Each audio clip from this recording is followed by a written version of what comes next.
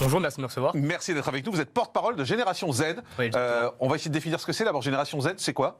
C'est un mouvement de jeunesse en fait qui souhaite la candidature d'Éric Zemmour à l'élection présidentielle.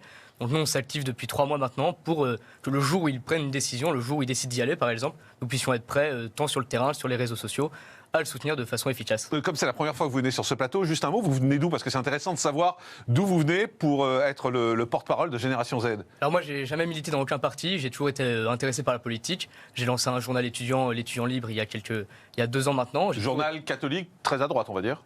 Catholique qui se revendique pas en tant que tel, c'est un journal de droite en tout cas. Ouais. Et j'ai toujours été intéressé par la politique. Et Éric Zemmour, pour moi, est l'aboutissement de mon engagement politique depuis quelques années. Je trouve ça très important et je trouve ça très bien de le soutenir parce que je pense qu'il y a énormément de jeunes et on le voit nous sur le terrain quotidiennement avec Génération Z. Beaucoup de gens se retrouvent dans son discours et nous on essaie de porter ça. Qu'est-ce qu'il a de différent de Marine Le Pen, puisqu'on en parlait juste avant? Éric Zemmour, je pense qu'il a une force intéressante, c'est qu'il y a beaucoup de LR, beaucoup de gens de l'UNI par exemple, un syndicat de droite qui est réputé proche des Républicains, qui sont prêts à le soutenir en fait. Donc Éric Zemmour parle aussi bien à l'électorat LR. Mais pour vous personnellement, moi ce qui m'intéresse c'est vous personnellement. Bien sûr. Qu'est-ce que vous trouvez qu'il a de plus, vous, que Marine Le Pen par exemple? Je pense qu'Éric Zemmour va au bout des choses, il pose un diagnostic qui est juste depuis quelques années, et je pense qu'il a aussi une crédibilité qui est extrêmement intéressante pour les années à venir. On peut être concret? Concrètement, qu'est-ce qu'il a de plus que Marine Le Pen? Quelles sont les idées par exemple fortes que vous pensez être celles d'Éric Zemmour? Je vous donne la parole après, Prisca, allez-y. Je pense que notamment, je prends un exemple très simple sur l'islamisme. Par exemple, Marine Le Pen différencie l'islamisme de l'islam. Éric Zemmour, lui, dit que les deux sont liés. Voilà, c'est des petites choses comme ça, des petits détails qui font la différence. Non, mais c'est pour ça que c'est intéressant. C'est clair. C'est le Prisca, vous vouliez intervenir? Non, moi je voulais juste, voilà, c'est exactement ça. Je voulais juste essayer de comprendre parce que déjà très bien que vous engagez, et on peut que saluer le fait que des jeunes s'engagent et c'est très bien. Maintenant, moi, ce qui m'interroge, c'est que ça ressemble plus, et attention, aucun mépris de ma part, mais ça ressemble plus à un peu l'école des fans qu'à un réel projet politique. Pourquoi? Parce que ça, en fait, un peu méprisant quand même. Non, c'est pas méprisant. C'est l'école des fans, c'était méprisant. Bah oui, ça veut dire c'est un petit gamin sans cervelle qui est fan d'Éric Zemmour. Écoutez, on peut être fan à n'importe quel âge. Est-ce que être fan de quelqu'un, c'est être... L'école des fans, c'est l'école.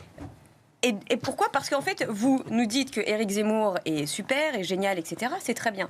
Mais en fait, moi, j'aimerais savoir ce qu'Éric Zemmour pense d'un point de vue économique, d'un point de vue écologique, d'un point de vue social, d'un point de vue sociétal. Et ça, pour le coup, je n'en sais rien. Et c'est d'autant plus embêtant qu'il a antenne libre, de manière très féconde, de façon hebdomadaire et récurrente. Et à part nous parler de ce qu'il pense des étrangers et pas des étrangers, le reste, on n'en sait pas grand-chose. Et donc, 2022 est quand même un sujet extrêmement grave, puisque c'est la présidentielle et que de nombreux sujets doivent être mis au devant de la scène. Tant qu'on ne sait pas s'il est candidat ou pas, il ne peut pas répondre. Mais vous avez quel âge, Stanislas? J'ai 22 ans. Mais il y a 2 choses sur ce que vient de dire madame. 2 choses. Non seulement pour une école des fans, on est un mouvement qui a déjà plus de 500 personnes, donc c'est un beau fan club en soi, qui colle dans 86 communes, dans 86 départements, 1000 communes, 10 000 affiches. Donc c'est une belle école des fans en soi. Et l'autre point, c'est que Éric Zemmour, je vous invite à regarder plus souvent Face à l'info peut-être, mais il parle de tous les sujets.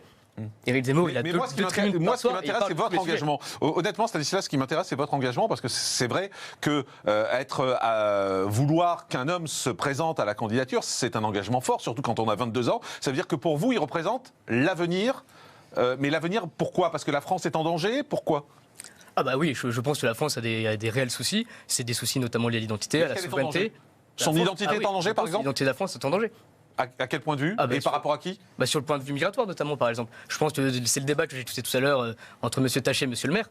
Je suis totalement d'accord avec ce que dit M. le maire. Il y a un vrai souci. Et si, ça vous étonne pas, M. le député, mais pour moi, c'est évident. Et le sujet qui vient d'être posé, si aujourd'hui on en parle, c'est qu'il y a eu évidemment une immigration de masse qui a conduit à des problèmes de communautarisme qu'il faut absolument régler.